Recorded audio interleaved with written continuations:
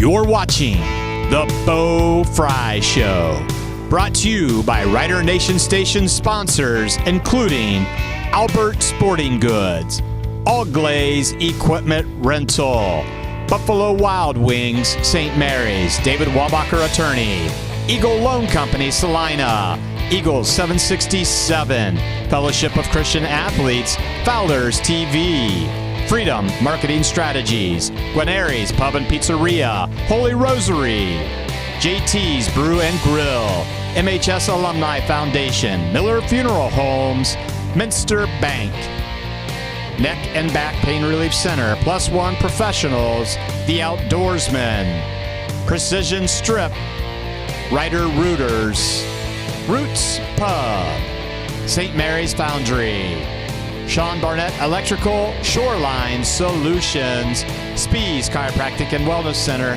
Spring Street Storage, TNT Auto, TSC, and Varsity Lanes. Well, hello, everyone, and welcome to this edition of the Bo Frye Show. I'm your host, Joe Hurlbert. Alongside in the middle is head coach Bo Frye. And, well, we got the season underway. It's hard to believe that it went around so quickly. And yeah, it started a little slow, an hour break there at the beginning, but it did get started, and it turned out how the way we wanted it to. well, we'll touch base on that as we move through the program. But joining us this edition of the Bo Frye Show is Keelan Baker, Taylor Compton, Jace Rhodes, and Parker Beam. These are the four captains that have been selected to represent the Rough Riders this year. So, Coach, let's talk a little bit about some of the things that have taken place as far as the program is concerned. Has there already been changes as far as the coaching staff is concerned? Any additions or changes? All my guys are back, the same guys as last year. I brought on a couple volunteer guys, and Timmy Rammel, who played with us back in the day, and he's helping with the linebackers. Craig Godshock's helping a little bit with the freshmen, came back into that one. But other than that, most of my guys are all around. Ronnie Walls, he's helping a little bit, just kind of extra guys. None of the core guys. All my core guys are back, but we're always looking to add coaches and people that can contribute to the program. When you look at the season going forward, any changes as far as rules are concerned this year? The big ones, nothing that's like glaring, but if you're offsides on a kickoff, they're going to let it play out now. They used to blow it dead.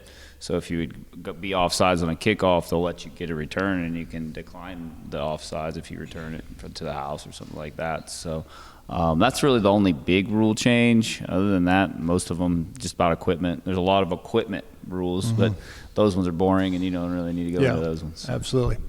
Well, the Rough Riders opened the season with a 36-12 win over Galion, and it kind of had some delays and hiccups at the beginning of it, rain and thunder, and I wasn't aware of the thunder.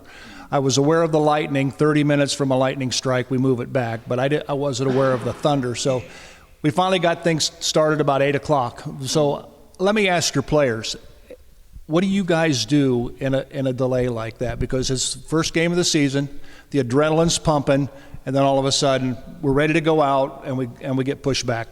We were kind of just told to just chill out. I mean, we're all just sitting there talking to each other, stretching, getting ready for a game. We even had to do a little halftime stretch in the locker room as a team because we were ready to go out there and warm up, and then just kept delaying, and we were just told to just keep busy and keep your mind in the right spot. Yeah, I was in there doing downward dogs. Yeah. So I was stretching out, man. I was already a pot of coffee deep, man. You know what I mean? So yeah. When you're delayed like that, especially for that long, it's really important that you stay locked in. And that was my main goal, was to make sure my teammates stayed locked in the whole time. And I mean, yeah, it's pretty important. Yeah, I talked with a few of our other guys after it, and we all agreed that was kind of the moment where our nerves were starting to calm down a little bit. You know, you get that pregame feeling, those butterflies. But when that was starting to happen, I talked to a few others, and we were like, yeah, our butterflies and our nerves started going away. And then after that opening kickoff, all the nerves went away. Mm-hmm. Yeah, with a delay like that, you kind of just got to stay locked in, rest a little bit as you still have time, and then always keep stretching and stay warm. So, Parker, hang on to that microphone real quick. I got to ask you this question. Obviously, you missed the entire season last year with an injury, and you had to set out football and all of your spring sports. How did your surgery progress? Obviously, you're back. You got to be pleased being back on the field. Yeah, I'm really happy, feeling like more than myself, way better with my shoulders this year than I ever was. So I think my recovery process and just being able to recover all throughout the summer, and even when I was out, still trying to do and get back as fast as I can, I think that really helped. Parker had a heck of an offseason in the weight room too. Yeah. He's put on some weight, and he really committed himself. So I think that's the key to the season is what you guys all put in the off season, and the normal fan doesn't see what you guys put in during the summer. It's a year-round process. Yeah, it is. Well, as we mentioned, the Rough Riders started off with a 36-12 win. We'll take a look at some of the scores around the Western Buckeye League. The entire Western Buckeye League overall went 6-4 to open the season. Indian Lake beat this week's opponent, the Bath Wildcats, 54-43. There was a defensive standoff right there. Salina defeated St. Henry 38-35, and of course in that process they lost their quarterback, Parker Wink. Defiance defeated Napoleon 9-8. Elida defeated Rogers 48-6. Eastwood defeated Kenton 28-20. OG defeated Liberty Benton, who normally has a pretty good program, 52-7. Van Wert beat Bryan 41-6. Clay defeated Wapak 27-1, and in that ball game they lost their quarterback, I understand, with a broken hand. And on Thursday the season opened with LCC defeating Shawnee by a score of 51-20. So let's take a look at some of the clips going in. You guys can chime in. This is the opening kickoff, and I think Hunter Coldiron get this one. And I thought in this entire ball game, the Rough Riders had great field position throughout and the that start. always helps with what we do. I think this with the long delay, Hunter's been playing there he played all there last year. So we had a lot of balls kicked at him in his days. So he did a heck of a job with setting the tone. A lot of these guys were on that unit, other than you, Bacon. I don't think you're on that unit, but the rest of these guys are all on that unit. I'll let them kind of fill in. Yeah, I mean, it's always great when you have such a head start in the game, especially starting on our own 30-yard line, or on their 30-yard line. It's always nice to have that surge and that drive to put it in the end zone. You know, one thing that I did notice is that the entire ball game, no turnovers offensively. Knock on wood. Absolutely. Yes, and of course, keep in mind, Taylor is going both ways this year. Normally at linebacker, saw a little bit at fullback. How was that transition offensively? There's always I still got to weather too. My body's not used to playing both ways, but I think as the season goes on, I'll be 100% on both sides of the ball. So did you cramp up any? Yeah, towards the end of the game, I had a pretty big cramp, but I'm taking the weekly processed hydration heavily this week. Stay hydrated, absolutely. So we'll continue on. I think this is your first carry of the ball game. Yeah, it's a 17. It's a down kick by our line. Heck of a job by Baker on the left side, opening up a hole, and Compton running through hard. For the offense, they amassed 313 yards on 46 carries. Logan Payton was 3 of 5. Yeah. This is the first touchdown of the night right here. Obviously, Fink, you've seen that. He's been doing that for years now. But if we can get out in front of them, man, we got some halfbacks that can run. So I think the impressive thing is that you didn't put all your eggs in one basket. I mean, when you look at people who carried the football, Dylan carried 14 times, Taylor 12 times, Tyler Holsinger got some touches in the ball game as well. So kind of spread the wealth a little bit. Joe, there's a lot more eggs this year. Yeah, absolutely. We didn't have as many eggs last year, and we were pretty beat up. So when you got more eggs, you don't have to put all your eggs in one basket. That's right. That didn't make sense. It seemed right in my head. So this is a good job by the D line. Yeah. No, heck of a job by Eli Holsinger. He's actually our defensive player of the week, Eli Holsinger. He's a Holsinger brother. Tyler's his brother. Obviously, his dad, Eli, was a heck of a player for us back 25, 30 years ago. those cats are tough. I would think they would all agree. I'll let them fill you in on the whole singers. Yeah, the whole singers, they're one of a kind, that's for sure. They're pretty tough. Obviously, they went through a little bit of a battle themselves, but the Lord helped them overcome it, and they're playing good football, like you said. Eli's the defensive player of the week, and Tyler's playing as a sophomore. So.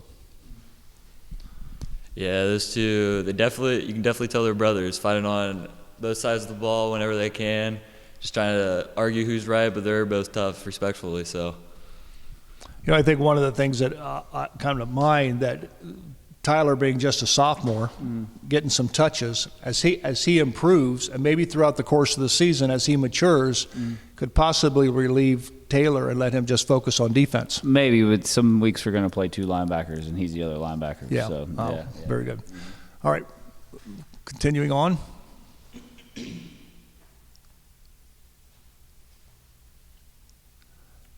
Yeah, this is a punt. This one here, I think, hit Trey in the face. I thought early Trey was trying to do a little too much. I think Trey finally settled in, and you see what Trey can do. But early in the game, Trey was trying to do a little too much. Yeah. Not one guy can win. I told all these guys, not one guy is going to win this game for us. So, yeah. But Trey's a heck of an athlete. So, Keelan, you got your backs to the wall here, pinned in deep in Galion territory. And I think he gets loose. Got loose. Yeah, got loose. It's always good. You guys all know Fink. I mean, his name's been going around for a while. So you guys are pretty well prepared for Galion. Of course, obviously, we went there last year and took a thumping over there, but we came back and avenged that. Yeah, that was very embarrassing. So we kind of talked. Yeah, especially after last year, I've always had something in the back of my mind, just I don't like Galion. I don't like him at all. And so I definitely brought that over this year, and I carried it with me, and I think that really helped me in playing hard on Friday.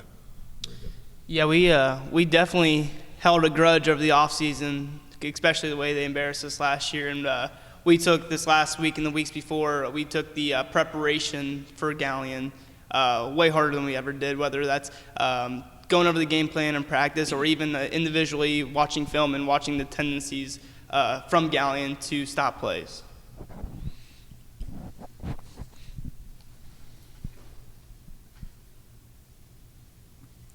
That's just good defensive line play right there. Yeah, I'm not sure who the tackle was. Cam Kramer, a heck of a tackle by Cam. He's only a sophomore as well. So, yeah, he had a good ball game as well. Jet sweep again by Cam. Cam making a play as well. Yep, that's another one right there. Those 3D linemen are playing hard. There's more, too. There's more guys that are waiting their turns. So you'll see more kids come in on that defensive line. It's going to be kind of by committee this year. So.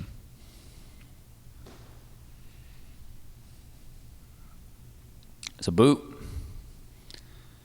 This is kind of what we've been missing in our offense for a couple years. Can get out of trouble, and Peyton's a very good athlete. Yep. So that was a nice completion to Dylan Fink. He picked that off the turf. Yeah, I think you'll see more of Peyton, and you'll see more of him in throwing the ball, and Beam like that at some point. So yeah.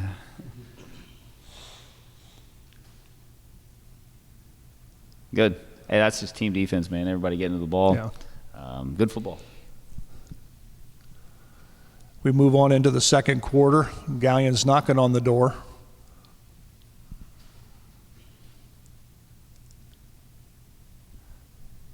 Yeah, I was trying to use a timeout. Glad I didn't. Probably should have used the timeout on the next play because I think that's the one where they catch it through Cold Iron's hands. But, yeah, heck of a play by our D-line. Heck of everybody. That's a team sack right there. Coverage was great. Everybody playing good football. So. And this is their extra point after their score. Johnny Youngs, man. You guys heard the word name Johnny Youngs for a while, too. He's a tall, long drink of water, and he plays with a high motor. So.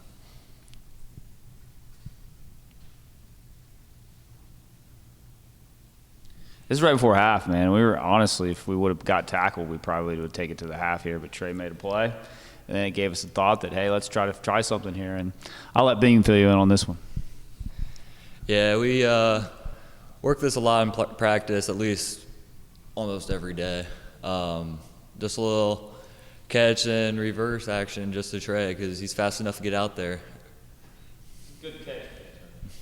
Good catch by Beam first getting it, and then Trey setting it up, man. You see both the guys jump onto Trey.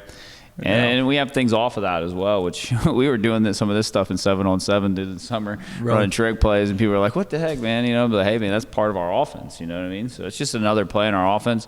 You could call them trick plays, or you could just call it a play, you know? So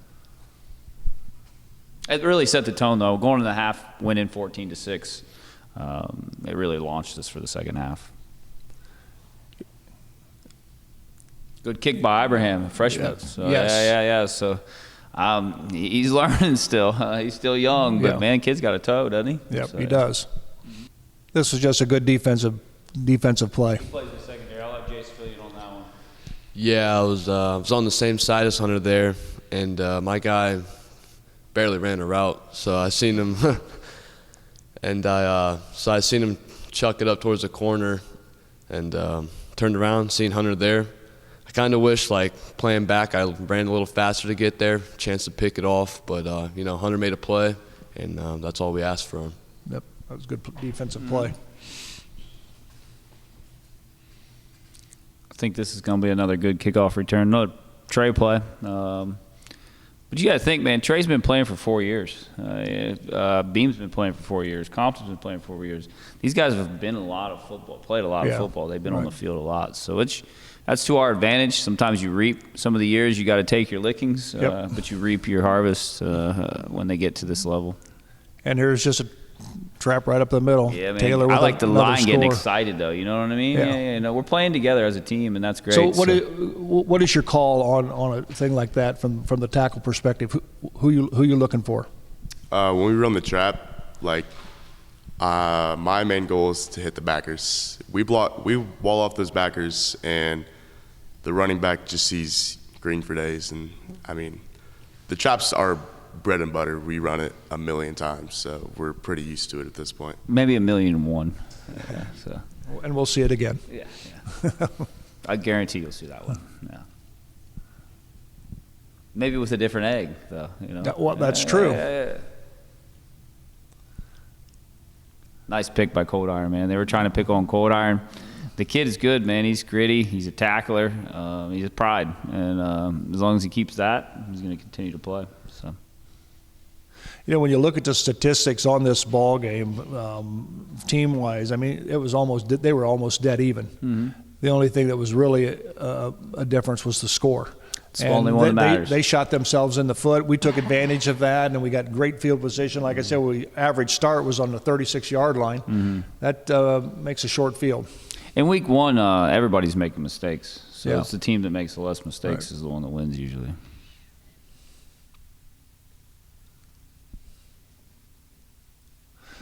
So I guess I'm going to have to ask you this right here. That's a 49-yard quarterback sneak. Yeah, I don't think I've ever had one of those. That doesn't happen very often. Not very often. Did he call that himself? No. He did not. Yeah, that was called from the sideline. It was. Yeah. So. Well, gee whiz, I have to give you some props on that. It's not me, man. I'm not calling much. Because that was awesome. Because there was nobody in front of him. You think my man Seth Voorhees, you know? So he's learning how to call offense. I know, too, and I thought, man. There's times where I'll get involved, but most of it's Seth, man, and he's doing a good job. And my dad's still around, and he's over his shoulder, probably maybe a little too much at times. But Seth's getting better at calling plays. Good, So, very good. Now, right here is, I don't know if you know this, she will be a trivia question. Trivia question for life. Yep. Man. Now, let me ask you this question, though, because first of all, she had to be nervous as all get out. I heard she was very nervous, but I don't turn back and pay attention to those things. Yeah. I don't care if you're nervous. I would be. I would. But then I was told that the ball fell flat on the ground. Oh, she didn't kick it off the tee, I don't believe. If you see Peyton here, he gets it on the tee pretty well here. But it was not a great snap ball. Actually, Compton was cramping up, so we had to bring in our second long snapper. So I heard that story. That story. Yeah, Eli's the one that snapped it, and so it was kind of a Chinese fire drill, but she put it through. It was. It was very good. So the girl's got a leg, though. I'm telling you. Good for her. That kick was one of the worst I've actually ever seen her kick. You know what I mean? Yeah. She's got a pretty decent leg, and these guys would attest that she can kick. So yeah. So. Well, that's look at the clips from last week's win over Galion, 36-12. We're going to take a quick break. We're going to come back. We're going to take a look at some of the games around the Western Buckeye League this week, and we're going to talk a little bit about the opponent, our Bath Wildcats. We'll be on the road. Rider Nation Station will be there to bring it all to you. We'll come back right after this.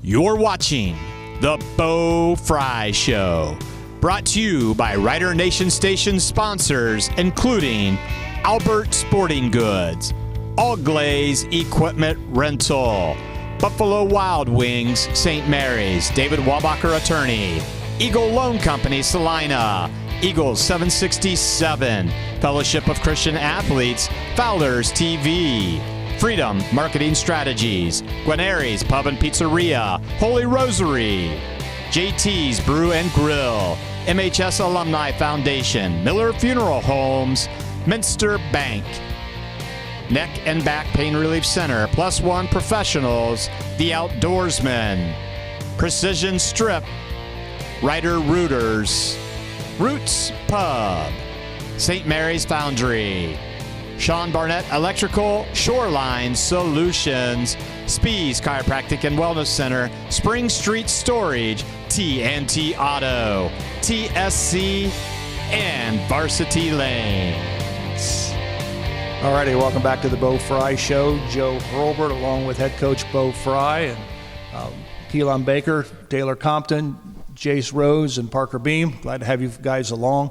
Of course, this week we're on the road. We travel to Bath. Bath lost in their opener. You guys have seen some film on them. Is it a typical Bath squad? Is that what we're going to see? Are they athletic? They can score points. They're athletic. They're throwing the ball over the place. Their quarterback's shifty. He can move. Their defense, they've had some issues on defense, but they're tough. Bath kids are usually always tough kids. They are playing 10 guys both ways, 9, 10 guys both ways, so they are playing a lot of guys both ways. Not a real big roster. We're going to have to definitely get off the bus, be ready to play football. But there's my take. I'll let them give their take. Yeah, so Bath always usually has like chunky bodies and stuff, and I feel like their offense is pretty decent, but, we're going to be all over that defense, that's for sure, so. Yeah, we definitely got to make sure we're prepared for this one. In the past, we've struggled with road games, because especially long bus rides like Galion last year. We just weren't prepared coming off that bus, but we're going to make sure we are this Friday.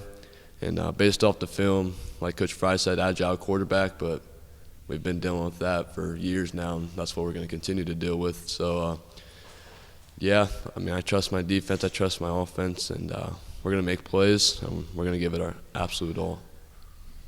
Yeah, it's Bath. There's never really a bad Bath team, so kind of on a revenge tour from last year. Want to get back at those guys. Well, Coach, you said it many, many times. A lot of times, I know you talk about Bath and their personnel and things that these guys can expect, but you talk a lot about we take care of ourselves. If we take care of ourselves and we do the things fundamentally right and don't make mistakes, don't turn the ball over, the outcome will favor us. Even more on this 2026 team, because I think we have a pretty solid senior class with a lot of experience. Obviously, we have some sophomores playing, but they're not your atypical sophomores. A lot of those guys have seen some varsity action already. So as long as we continue to take care of our own house and get that better every single day, which these guys are taking pride in that, it'll be a beautiful season. Absolutely. Well, some of the other games around the Western Buckeye Leagues before we close. Wapak is on the road at Salina. OG is at Defiance. Elida's at Van Wert. Kenton is at Shawnee. Any of those games stick out that you – I think Salina-Wapak will be an interesting matchup. Salina-Wapak's huge. I'll be straight with you, though. I try to stick to the opponent that I'm on at that time. Right. But I think, obviously, anytime you hear the name Salina and Wapak, and with who returned from both, I think that's a big game. Yeah. And I think Elida, Van Wert, they both have skill and talent as well, so that'll be a big one as well. Yeah.